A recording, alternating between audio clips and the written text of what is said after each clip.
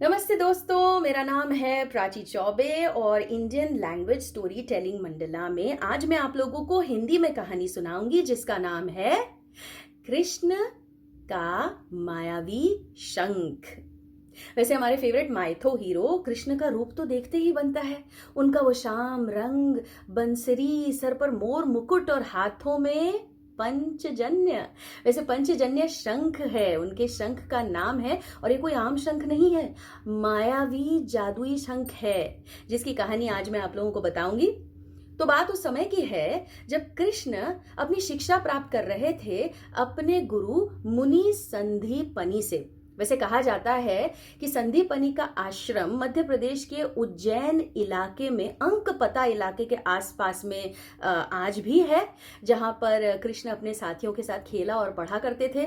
और अंकपता के पत्थरों पर आज भी संदीपनि मुनि द्वारा गढ़े गए 1 से 100 जो अंक हैं वो देखे जा सकते हैं।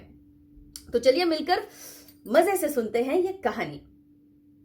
तो अपनी सारी शिक्षा खत्म करने के बाद कृष्ण हाथ जोड़कर अपने गुरु संदीपनि मुनि के पास गए और उन्हें कहा कि गुरुदेव, आपके द्वारा दी गई जो भी शिक्षा है वो मेरे लिए अनमोल है। इसके बदले में मैं आपको क्या गुरु दक्षिणा दे सकता हूं, कृपया आदेश दें। गुरु संदीपनि को एक दुख खाए जाता था। उन्होंने सोचा कि मेरे इस दुख का निवारण केवल शायद कृष्ण के पास हो सकता है। उन्होंने कृष्ण से कहा, मैं पुत्र वियोग में जीता हूं। मेरा पुत्र कुछ वर्षों पहले समुद्र का राक्षस ले गया। मेरे पुत्र को मुझ तक लौटा दे, इससे बड़ी गुरु दक्षिणा मेरे लिए कुछ नहीं हो सकती। कृष्ण ने दृढ़ निश्चय के साथ यह वचन दिया कि आपका पुत्र तीनों लोकों में जहां भी होगा मैं उसे अपने साथ लाकर आपके चरणों में रख दूंगा। ये मेरा वचन है। और इसी दृढ़ निश्चय के साथ कृष्ण अपने दाऊ बलराम के साथ में उस समुद्र के पास पहुंचे जहां पर दैत्य खींच कर लेकर गया था संदीपनि मुनि के बेटे पुनर्दत्त को। वहां पर सागर देव से पता चला कि पुनर्दत्त को शंखासुर लेकर चला गया है, यानी कि शंख का असुर, जो कि बहुत ही एकदम अंधेरे कोने में पानी के अंदर रहता है और उसके हाथ में शंख है पंचजन्य नाम का, जिसमें उसकी जीत और हार छिपी है। उस शंख को हासिल करो तो वो दैत्य हारेगा। इस राक्षस तक पहुंचने का सिर्फ एक तरीका था, वो मायावी नाव जिसे उसके सैनिक जिस पर तैनात रहते थे।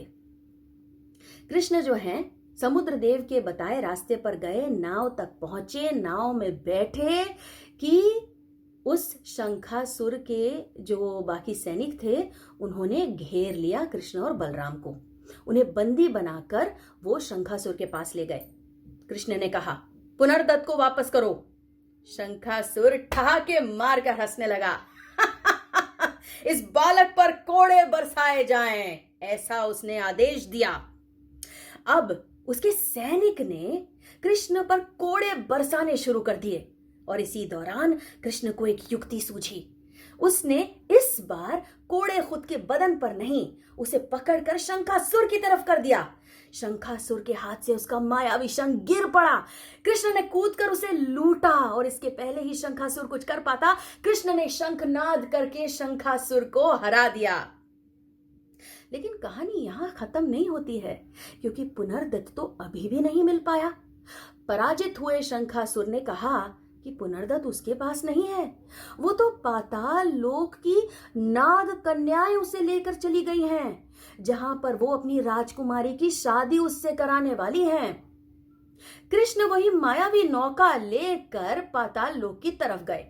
उन्हें पता था कि वो इस बार भी बंदी बना लिए जाएंगे, लेकिन वो डरे नहीं। बंदी बने कृष्ण इस बार पाताल लोक की नाग कन्या की महारानी के समक्ष खड़े हुए थे। उन्होंने देखा कि कोने में संदीपनि मुनि का बेटा पुनर्दत्त भी बंदी है। अब कृष्ण के चेहरे का तेज देखकर महारानी की बेटी ने महारानी से कहा, माताश्री, क्यों ना इस युवक का और उस बंदी बने युवक का आपस में युद्ध कराया जाए।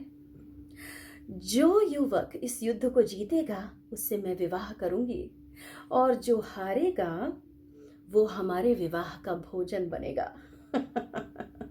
महारानी को यह बात बहुत ज्यादा पसंद आई और उन्होंने तुरंत पुनर्दत्त और कृष्ण के युद्ध की घोषणा कर दी। अब युद्ध शुरू हुआ।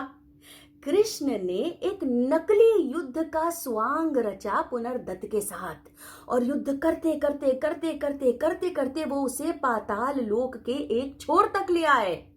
पाताल लोक के छोर के बाहर ही बलराम उस मायावी नौका के ऊपर इंतजार कर रहे थे।